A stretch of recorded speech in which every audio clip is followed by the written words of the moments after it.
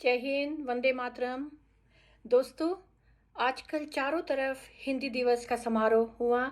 बहुत ही सुंदर आयोजन भी हुए और लोगों ने अपनी बहुत अच्छी-अच्छी बातें भी हिंदी को लेकर बोली कि हिंदी का प्रचार और प्रसार क्यों नहीं हो पाया। बहुत से कारण हैं, राजनैतिक, सामाजिक, लेकिन हम केवल सरकार के ऊपर ही नहीं इसको छोड़ सकते हैं। हम सबका भी अपना कर्तव्य बनता है कि हम हिंदी का प्रचार और प्रसार करें और उसे एक अस्तित्व प्रदान करें राष्ट्रभाषा का। तो दोस्तों, मैंने भी इस हिंदी दिवस के दौरान होने वाली चर्चाओं में कहीं भाग भी लिया, कुछ कविताएं भी की और मैंने प्रण लिया कि मैं एक ऐसी मुहिम आरंभ करूंगी, एक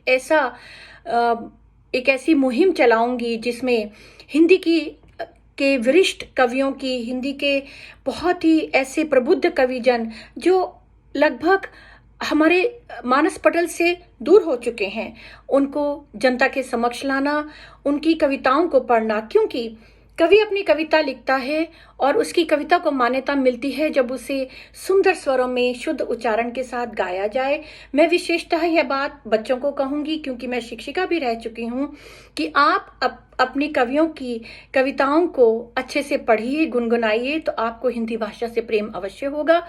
और कविताओं में 9 रस होते हैं और मेरा प्रयत्न रहेगा कि मैं हर रस की कविता के जो प्रबुद्ध कवि हैं वो चुनूं। यहाँ तक कि भक्ति रस की बात भी मैं करूंगी और मैं आपको गुनगुना के सुनाऊंगी। तो चूंकि अभी पिछले सप्ताह राष्ट्रकवि रामधारी सिंह दिनकर की जयंती हमने मनाई, तो आइए उनकी एक बहुत ही सुंदर कविता मुझे लगती है, जो मैंने पढ़ाई भी है और जो मैंने गुनगुनाई भी है, बहुत से कार्यक्रमों में, विद्यालयों में भी मैं गुनगुनाती थी। उसका नाम है शक्ति और क्षमा। दोस्तों, शक्ति और क्षमा में लगभग वही प्रसंग है जो रामचरितमानस में सुंदरकांड में है। तुलसीदास जी ने जो लिखा, जब प्रभु श्री राम ने सागर से मार्ग मांगा अनुनय विनय के द्वारा, तो उन्हें प्राप्त नहीं हुआ। तो फिर उन्होंने क्या किया?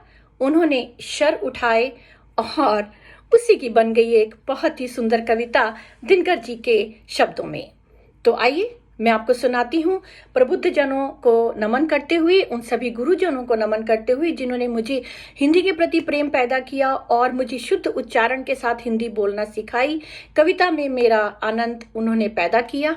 उन सभी गुरुजनों का, सभी प्रबुद्ध साहित्यकारों का नमन करते हुए और उन सभी बच्चों को प्यार देते हुए जिन्होंने मैंने हिंदी पढ़ाई।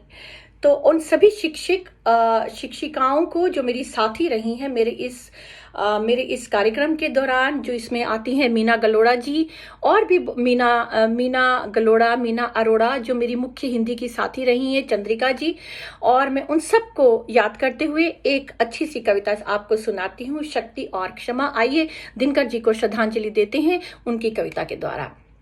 शीर्षक है शक्ति और क्षमा। क्षमा शोभती उस भुजंग को जिसके पास गरल हो। यह ओज से परिपूर्ण कविता है। यदि क्षमा चाहूंगी यदि कहीं त्रुटि हो। क्षमा शोभती उस भुजंग को जिसके पास गरल हो, उसका क्या जो दंतहीन विषरहित विनीत सरल हो। 3 दिवस तक पथ मांगते रघुपति सिंधु किनारे, 3 दिवस तक पथ मांगते रघुपति सिंधु किनारे, बैठे पढ़ते रहे छंद अनुनय के प्यारे प्यारे। 3 दिवस तक पथ मांगते रघुपति सिंधु किनारे, बैठे पढ़ते रहे छंद अनुनय के प्यारे प्यारे। उत्तर में जब एक नाद भी उठा नहीं सागर से, उत्तर में जब एक नाद भी उठा नहीं सागर से, धधक अधीर पौरुष की आग राम के शर से। उत्तर में जब एक नाद भी उठा नहीं सागर से, धधक अधीर पौरुष की आग राम के शर से। सच पूछो तो शर्में ही बसती है दीप्ति विनय की, सच पूछो तो शर्में ही बसती है दीप्ति विनय की। संधि वचन सपुंज उसी का जिसमें शक्ति विजय की, सच पूछो तो शर्में ही बसती है दीप्ति विनय की। संधि वचन सपुंज उसी का जिसमें शक्ति विजय की।